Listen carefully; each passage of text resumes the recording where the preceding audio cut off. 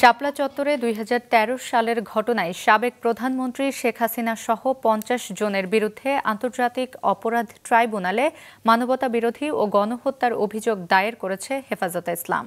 দুপুরে অভিযোগ দায়েরের পর সংগঠনটির যুগ্ম মহাসচিব মামুনুল হক অভিযোগ করেন, ওই সময়ে অন্তত শতাধিক মানুষকে হত্যা করা হয়েছে।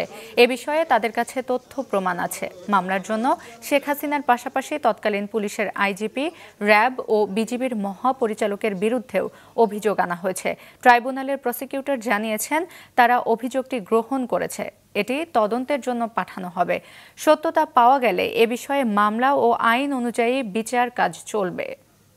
আমরা প্রসিকিউশন টিম সেটা নিয়ে বসছিলাম, আইন পর্যালোচনা করেছি, করে দেখেছি যে হ্যাঁ, ৫ মে যে ঘটনা শাপলা চত্বরে ঘটেছে সেটি আন্তর্জাতিক অপরাধ ট্রাইব্যুনাল ১৯৭৩-এর আইনের অধীনে একটি অপরাধ। এখানে সাবেক প্রধানমন্ত্রী শেখ হাসিনা সহ প্রায় ৫০ জনকে অভিযুক্ত করা হয়েছে। হেফাজতে ইসলামের পক্ষ থেকেও শহীদদের তালিকা রয়েছে এবং হতাহতদের, ক্ষতিগ্রস্তদের সুনির্দিষ্ট তথ্য আমাদের কাছে রয়েছে। আমরা প্রসিকিউশনের সাথে সে বিষয়ে কথা বলেছি। তৎকালীন প্রধানমন্ত্রী শেখ হাসিনা সহ সকল হত্যাকারীদেরকে এবং হত্যাকাণ্ডের সঙ্গে জড়িত যারা রয়েছে তাদেরকে উপযুক্ত আইনের মাধ্যমে বিচারের আওতায় আনতে পারলে বাংলাদেশ এবং বাংলাদেশের মানুষ অভিশাপ মুক্ত হবে।